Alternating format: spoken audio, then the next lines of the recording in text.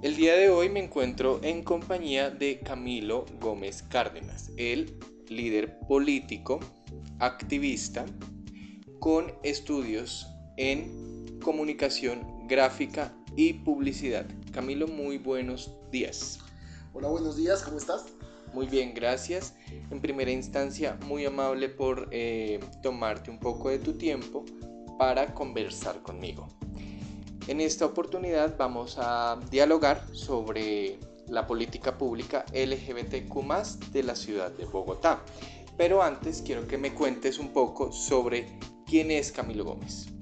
Bueno, Camilo Gómez, como lo decías, es un líder, es un activista político y un activista LGBTI, defensor de derechos humanos, con conocimientos en comunicación gráfica y estudios en publicidad.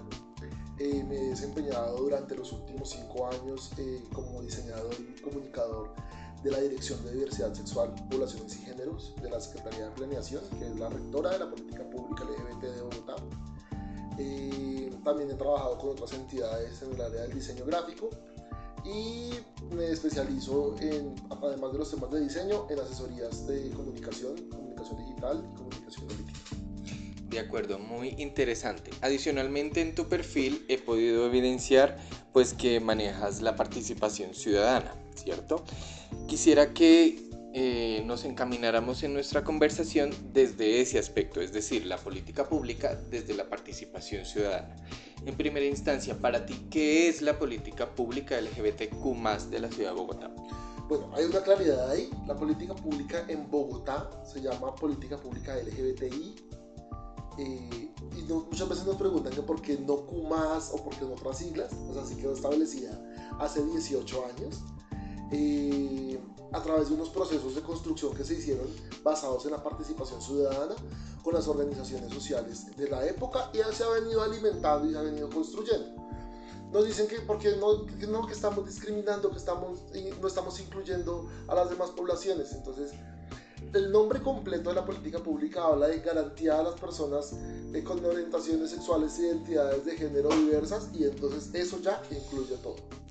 Ahora voy, la respuesta a la pregunta. Sí, claro. Para mí, ¿qué es la política pública? Por su importancia es tremenda, porque es una herramienta que nos permite consolidar y construir, en este caso ciudad, para fortalecer y darle prelación a los derechos de las personas LGBTI en la ciudad, para poder construir basado en las necesidades, en las realidades, y así definir y orientar tanto presupuestos como las metas de las políticas, las metas de los planes de acción, de los planes de desarrollo, enfocados en este caso en la población LGBTI. Entonces ahí se vuelve demasiado importante, porque necesita consolidar las necesidades en acciones para poder responder a las necesidades de la ciudadanía. De acuerdo, respecto a lo que me contestas, me parece súper interesante en primera instancia tu aclaración. ¿Cómo crees que ha sido el alcance de la política frente a la población LGBT de la ciudad y a las personas que no pertenecen a la población, debido a que pues también tengo entendido que la participación de la ciudadanía en general es importante? Yo creo que lo que ha logrado la política pública LGBTI en Bogotá es increíble. Además, y como primera instancia, porque se ha convertido en un referente no solo nacional, sino internacional, de logros y de metas que se pueden cumplir. Ha sido muy claro y muy contundente en ese margen, en qué se hace, cómo se hace y para quién se hace. Entonces, hemos logrado con la política pública en Bogotá poder responder a necesidades. Digamos, un claro ejemplo es que Bogotá hasta hace un par de años tenía dos casas LGBTI, donde se podía tener atención psicológica, atención jurídica, realizar actividades de encuentro, acciones de acompañamiento. Hasta hace, ¿qué te digo yo? Hace unos 3 años eran 2 casas LGBTI. La anterior administración se metió la mano al drill, triplicó la inversión para temas LGBTI en la ciudad, y en una de esas acciones pasamos de 2 casas a 5 casas LGBTI en la ciudad, que están ubicadas en diferentes puntos que puedan tener acceso a la mayor cantidad de la población. Entonces hay una en el norte, hay una en norte de Suba, Usaquén, hay otra en Kennedy, hay otra en Rafael Uribe Uribe, En Mártires en también. Mártires y en Teusaquillo. Ok. Y eso nos permite poder atender a más personas de una manera más fácil. Y adicional a eso, me preguntabas también por la población que no es LGBTI. Ajá, sí. Pues una de las estrategias de la política pública es la estrategia de cambio cultural. Y es poder decirle, digamos, se lidera con varios temas o diversas campañas puntualmente, como discriminar es un delito, que le decimos a la gente que, literalmente, si discriminas, amigo, ten en cuenta que esto es un delito. O abraza la diversidad, que es otra de las campañas que manejamos para poderle decir a la ciudadanía no LGBT que todos somos iguales y tenemos los mismos derechos. Ok. Respecto del alcance que mencionas, ¿cómo ves la articulación entre gobierno y ciudadanía en un futuro? Hay una ventaja y, como te decía, esta política pública cumple 18 años el 28 de diciembre de este año. Es la política pública más robusta en Colombia, no solo en el distrito. Y como te decía, se ha convertido en un referente a nivel nacional e internacional. La política pública ha sido tan efectiva que ya dio el giro completo en sus pasos, a tal punto que ya se hizo una reestructuración de un nuevo plan de acción que va de 2021-2035, si no me equivoco en las fechas en este momento. Sí. Y pues eso ya nos da una garantía de qué vamos a hacer de aquí a 2035, por encima de políticas antiderechos, religiosas, como sea. Hay una obligación que Bogotá tiene y es el cumplimiento de esta política pública. Bueno, ya para ir terminando, 2 preguntas más. ¿Cómo ves el desarrollo de la política pública respecto del alcalde actual? Porque pues es evidente que su trabajo pues es más pequeño que la administración anterior. Entonces, ¿cómo crees que podría verse esa falta de acción respecto de quién gobierna Bogotá actualmente?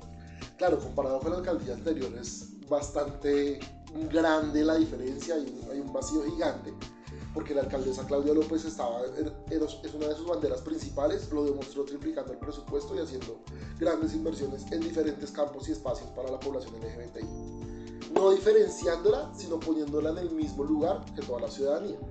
Para el alcalde Galán, esta no es una bandera principal, pero sí hay que reconocer que aunque no ha tenido acciones nuevas, se ha comprometido con cumplir lo que había que hacer. Claro, sería ideal que hubiera acciones nuevas. La tarea principal es que siempre haya acciones nuevas y metas nuevas para poder tener una trazabilidad pues, más completa. Pero sí podemos, entre comillas, conformarnos con que se mantenga lo que está establecido. Grave sería tener un retroceso. Y ahí sí estaríamos perdidos. Entonces la participación, las voces de las organizaciones, de la ciudadanía independiente frente a los temas LGBTI, pues puede garantizarse en este momento porque hay un mantenimiento de las políticas que había. Ok, ya digamos que quiero mencionar algo que en nuestro proceso de investigación hemos determinado que la política pública tiene mirada de mujer, entendiendo que creo que 2 o 3 casas LGBT son con nombres femeninos. ¿Cómo ves el papel de la mujer respecto al impacto de la política pública? Yo creo que es trascendental y dentro de las mismas acciones también, no solamente en los nombres que finalmente pasa a ser un nombre dentro de las casas LGBTI, sino también en las acciones. Entonces, digamos, nosotros tenemos unas acciones como el desarrollo de el fiestón lesbiarte, que es un fiestón específicamente para mujeres lesbianas y personas bisexuales, o mujeres bisexuales específicamente. Y como que dentro del marco de eso hay varias acciones también. Digamos, en este mes estamos también desarrollando el mes de la memoria trans. Y aunque por supuesto tenemos que tener claridad de que existen hombres trans y también tenemos que proteger sus derechos, pues mayoritariamente la cantidad de personas visiblemente más activas son las mujeres las mujeres trans, y también ha sido pues factor trascendental dentro del desarrollo de la política pública. Sus acciones, sus voces y sus intervenciones se sienten y se ven marcadas, por ejemplo, y ahí está claramente. Por eso me devuelvo entonces a lo que me decías de los nombres de las casas, que está el reconocimiento al liderazgo que tuvo Diana Navarro, Laura Weinstein y Amapola Jones, que fueron mujeres lideresas dentro de nuestra ciudad y dentro del desarrollo de la política pública para que la participación de las personas LGBTI cada día sea más fuerte, tenga más resonancia y pueda pues destacarse cada día más. De acuerdo, muchísimas gracias Camilo por tu tiempo, por tu intervención, de verdad es súper enriquecedor todo lo que nos puedes contar y bueno, de antemano muy amable, la idea es pues seguir haciendo posible que programas o procesos como la política pública sigan fortaleciéndose. Muchísimas gracias. A ti muchas gracias.